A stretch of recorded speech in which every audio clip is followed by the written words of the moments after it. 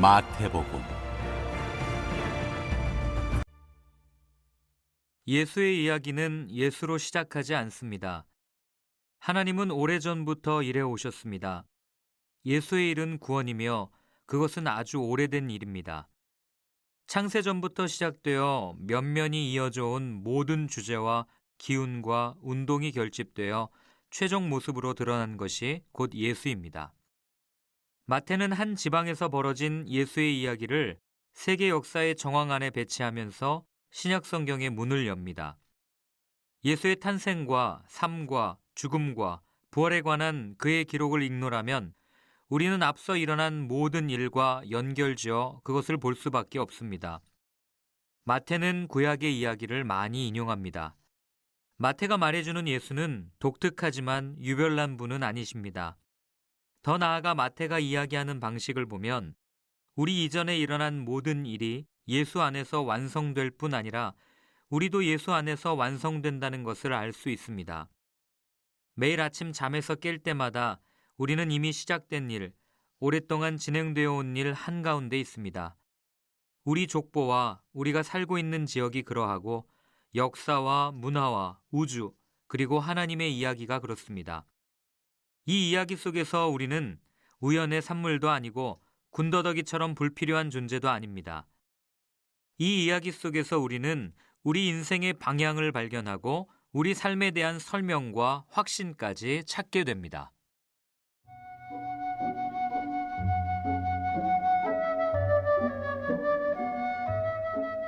1장. 아브라함의 자손이며 다윗의 자손인 예수 그리스도의 족보다. 아브라함은 이삭을 낳았고 이삭은 야곱을 낳았고 야곱은 유다와 그 형제들을 낳았고 유다는 베레스와 세라를 낳았고 그들의 어머니는 다말이었다. 베레스는 헤스론을 낳았고 헤스론은 람을 낳았고 람은 아미나답을 낳았고 아미나답은 나손을 낳았고 나손은 살몬을 낳았고 살몬은 보아스를 낳았고 그의 어머니는 라합이었다. 보아스는 오벳을 낳았고 룻이 그의 어머니였다. 오벳은 이새를 낳았고 이새는 다윗을 낳았고 다윗은 왕이 되었다. 다윗은 솔로몬을 낳았고 우리아의 아내가 그의 어머니였다. 솔로몬은 르호보암을 낳았고 르호보암은 아비야를 낳았고 아비야는 아사를 낳았고 아사는 여호사밧을 낳았고 여호사밧은 요람을 낳았고 요람은 우시야를 낳았고 우시야는 요담을 낳았고 요담은 아하스를 낳았고 아하스는 히스기야를 낳았고 히스기야는 므낫세를 낳았고 므낫세는 아몬을 낳았고 아몬은 요시야를 낳았고 요시야는 여호야긴과 그 형제들을 낳았고 그 무렵에 백성이 바빌론의 포로로 잡혀갔다. 바빌론으로 잡혀간 뒤에 여호야긴은 스알디엘을 낳았고 스알디엘은 스룹바벨을 낳았고 스룹바벨은 아비옷을 낳았고 아비옷은 엘리야김을 낳았고 엘리야김은 아소르를 낳았고 아소르는 사독을 낳았고 사독은 아킴을 낳았고 아킴은 엘리옷을 낳았고 엘리옷은 엘르아살을 낳았고 엘르아살은 마단을 낳았고 마단은 야곱을 낳았고 야곱은 마리아의 남편인 요셉을 낳았고 마리아는 그리스도라는 예수를 낳았다.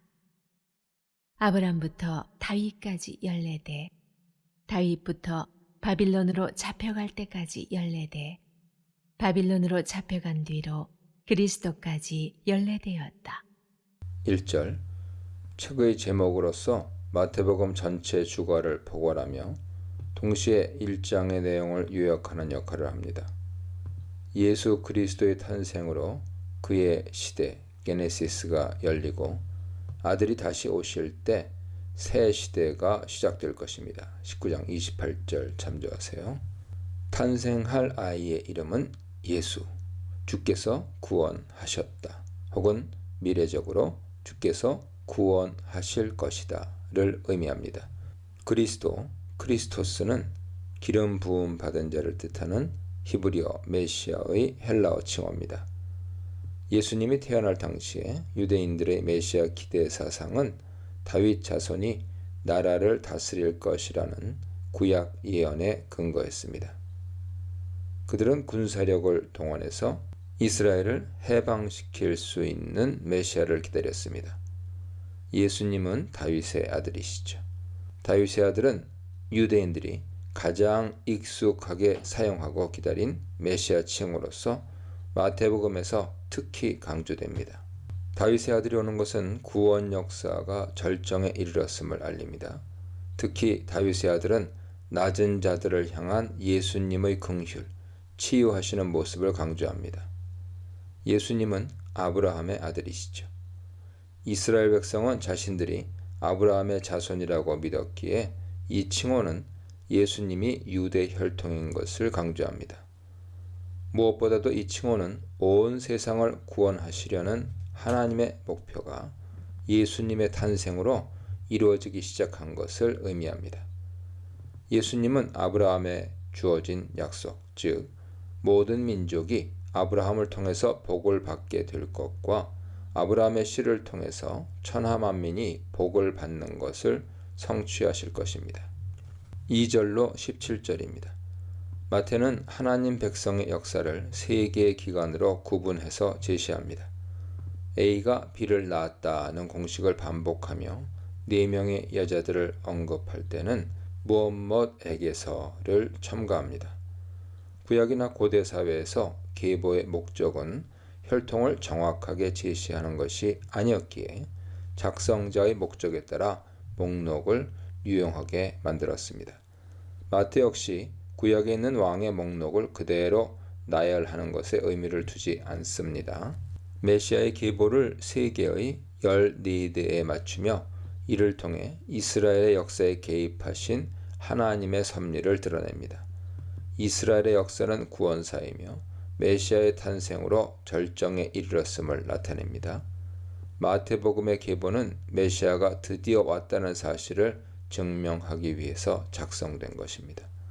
우리는 예수님의 계보에서 몇 가지 특징을 다음과 같이 정리해 볼 수 있습니다.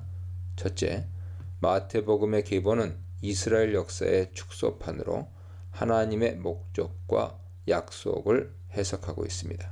이스라엘의 역사를 압축하면 17절의 내용과 같이 아브라함, 다윗, 바벨론, 속박, 다윗의 아들로 요약될 수 있습니다. 이스라엘의 역사는 하나님이 주도하시는 구원의 역사이며 구원은 하나님의 개입 또는 섭리로 나타납니다. 하나님은 중개자들을 통해 백성을 구원하시는데 왕의 역할이 특히 중요합니다.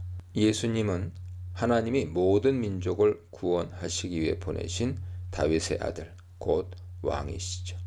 그래서 예수님의 탄생으로 이스라엘뿐만 아니라 열방이 구원으로 초대받게 될 것입니다. 둘째, 마태는 계보의 초점을 다윗에게 맞춥니다. 예수님의 탄생은 우연히 또는 갑자기 일어난 사건이 아니라 하나님의 오랜 계획에 따른 것입니다. 하나님의 계획은 다윗의 후손을 왕으로 보내겠다는 약속에 담겼기에 예수님의 탄생은 이 약속의 성취입니다.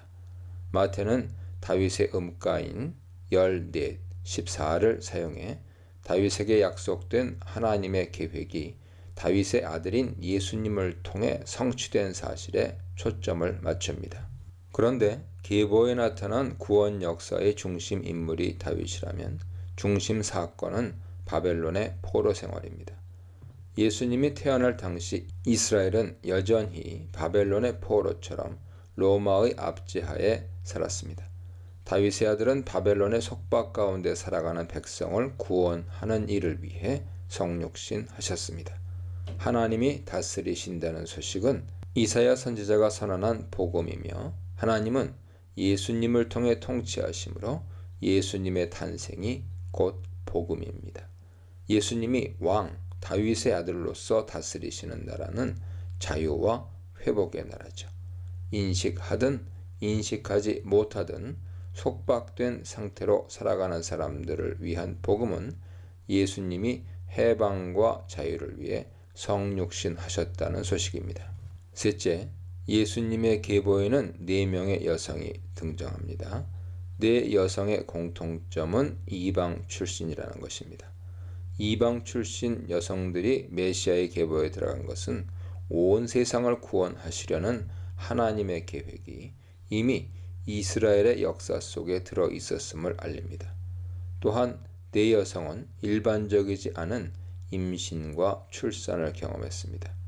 그러나 이들은 누구보다도 하나님의 구원 역사에 적극적으로 참여했고 여호와의 날개 아래 거했습니다. 그리스도의 모친 마리아도 당시 관습에서 수용하기 어려운 임신과 출산을 했으나 하나님의 구원 역사에 적극 참여하는 길을 선택했습니다. 이런 점에서 예수님의 계보는 선교하시는 하나님을 강조합니다. 예수님은 모든 민족을 구원하시려는 하나님의 계획을 성취하기 위해 다양한 종류의 사람들, 특히 이방인들을 치유하실 것입니다. 예수님을 따르는 개인이나 교회도 예수님의 계보가 강조하는 선교를 위해 부름받습니다. 계보에서 의미하는 선교는 복음을 전하는 것이죠. 복음은 예수님을 통해 하나님이 통치하신다는 소식이므로 예수님을 영접하는 사람은 누구든지 속박, 계보에서는 바벨론이죠. 속박에서 벗어나 하나님이 주시는 회복을 경험하게 됩니다. 신자와 교회에게 세상은 싸워야 할 대상이 아니라 예수 그리스도의 복음을 전해야 할 긍휼의 대상입니다. 교회는 언제나 모든 민족을 향한 하나님의 열망을 기억해야 합니다. 넷째, 예수님의 계보는 하나님의 백성 또는 교회의 정체성을 가르칩니다.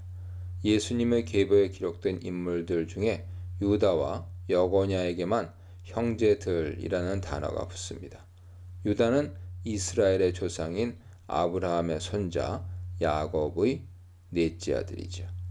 그는 며느리와의 관계를 통해 쌍둥이를 낳은 나쁜 사람입니다. 얼핏 보기에 영화나 이야기책의 주인공으로 자주 등장하는 요셉이 예수님의 계보에 있어야 할 것 같죠. 그러나 하나님이 메시아의 조상으로 선택하신 유다는 죄와 비참함을 인정했을 뿐만 아니라 자신을 희생해서 형제들을 구하려고 한 인물입니다. 유다는 막내 베냐민을 대신해서 자신을 종으로 삼으라고 간청합니다. 이 사건은 이스라엘이 약 400년 동안 이집트의 종살이를 하게 되는 시점에 일어났으므로 유다의 형제에는 노예 백성이 인내할 수 있게 만든 힘이었습니다. 바벨론 포로로 살았던 유대인들은 이스라엘 유다의 왕이었던 여고냐가 자신을 희생해서 항복함으로써 예루살렘 성전이 불타고 도성이 도륙당하는 것을 막았다고 평가했습니다. 따라서 유다와 여고냐는 동족과 민족을 위해 자신을 희생한 사람들입니다. 이는 자연스럽게 예수님과 그의 형제들을 떠올리게 합니다. 예수님은 제자들을 형제로 부르며 그들을 위해 목숨을 주기까지 희생하셨습니다. 겟세마네 기도에서도 예수님의 시선은 제자들을 향했습니다. 부활하신 예수님의 관심은 내 형제들을 만나는 것이었습니다. 기독교의 정신은 낮아짐을 추구하는 것이죠. 그래야 형제들을 살릴 수 있고 그런 형제가 둘 이상이 모인 모임들을 복되게 만들 수 있습니다. 아무개와 그의 형제들이야말로 갑과 을의 관계에 익숙한 시대가 진정으로 갈망하는 표현이 아닐까요? 살아가면서 권한과 책임을 맡을 기회는 얼마든지 우리에게 찾아올 수 있습니다. 나보다 낮은 위치에 있는 사람들을 위한 겸손과 헌신이 그들을 나의 형제들로 만듭니다. 성취의 족보, 인간 너머의 족보, 은혜의 족보에 대해 묵상해 보시기 바랍니다.